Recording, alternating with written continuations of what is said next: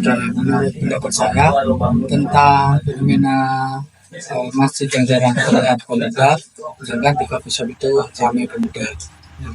Menurut pendapat saya itu karena mungkin di masjid masjid tersebut di beberapa masjid tidak ada program tentang remaja masjid, yang dimana juga tidak ada program yang relevan dengan seorang pemuda.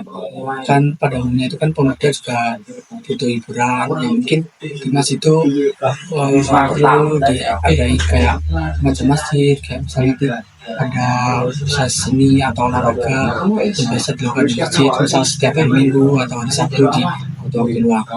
Nah, biasanya juga itu karena pengaruh lingkungan, pengaruh pertemanan, mungkin dari perkembangan saya yang lebih modern, mungkin ada pengaruh dari teman-teman untuk tidak pergi ke masjid seperti itu.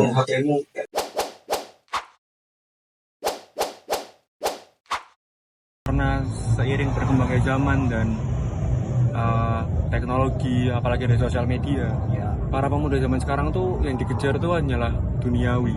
Contohnya tuh kayak tren-tren yang lagi hype, terus pokoknya mereka sekarang lebih condong takut ke ketinggalan zaman, ketinggalan tren itulah, istilahnya FOMO, lebih FOMO ke tempat-tempat yang hype, yang estetik gitu lah, timbang ke masjid. Soalnya pemuda zaman sekarang kan mikirnya kan sholat bisa di rumah, bisa di mana aja, nggak harus di masjid.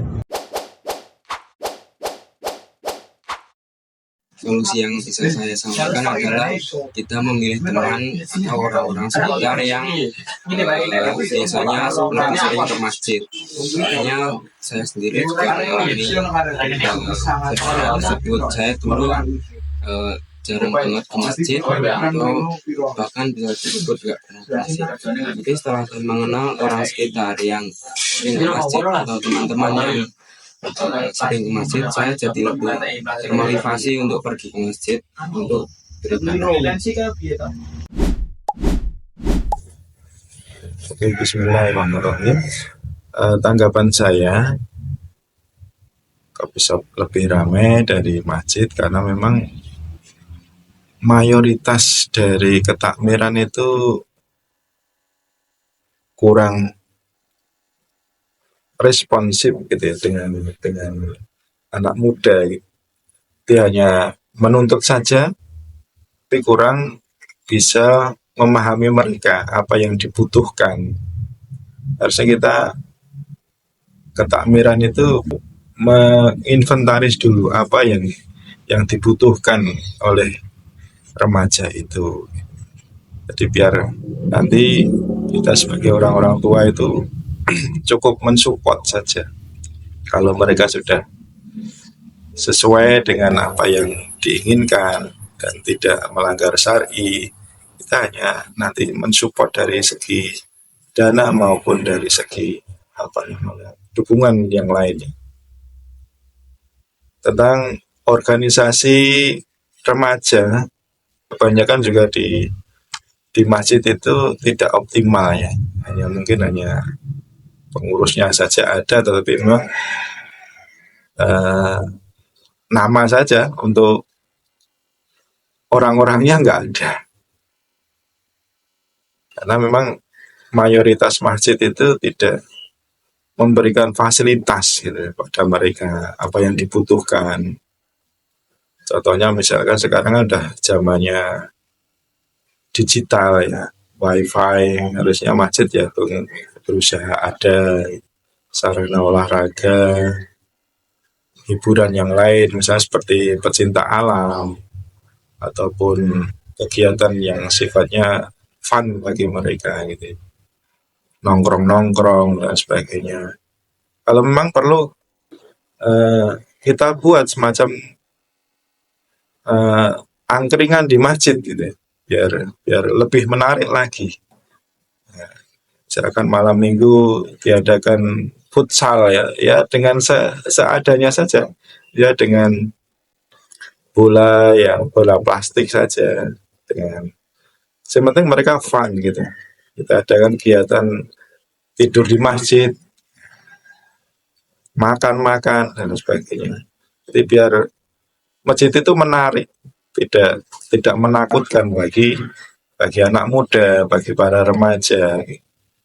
Lambat laun nanti insya Allah kita tinggal menyiapkan saja pendampingan. Yang lebih utama itu kalau sudah terkumpul, kita menyiapkan ustadz-ustadznya yang memang yang segenre dengan mereka gitu.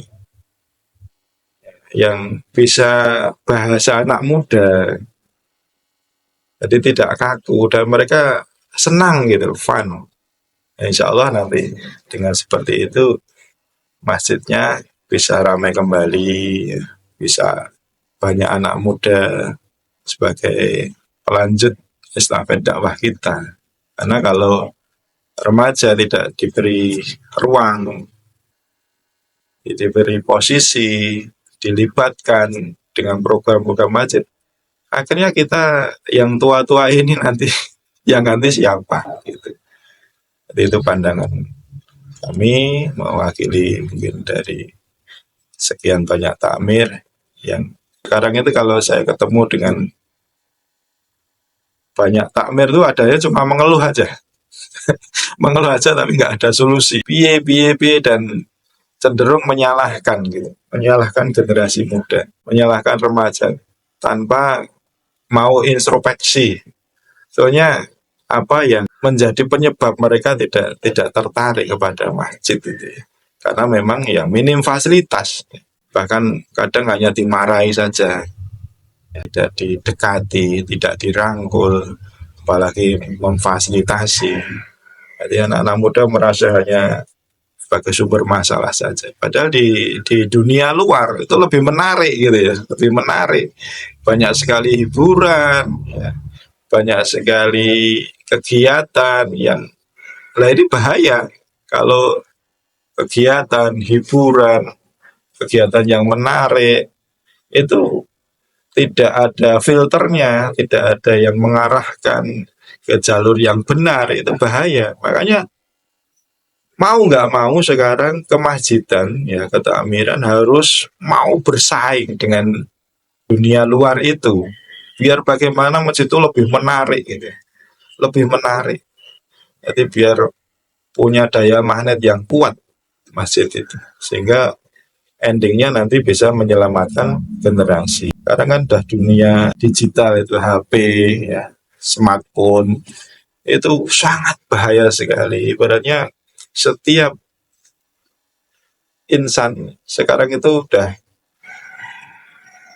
punya teman setan gitu ya, setan kotak ataupun setan gepeng. Itu sangat berbahaya sekali karena memang yang mengendalikan jelas orang-orang kafir ya, mereka yang buat seperti itu.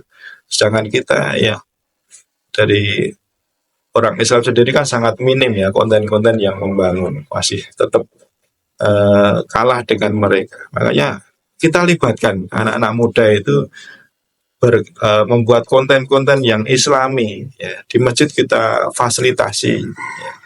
Kita carikan mungkin konten kreator dan sebagainya yang bagus gitu.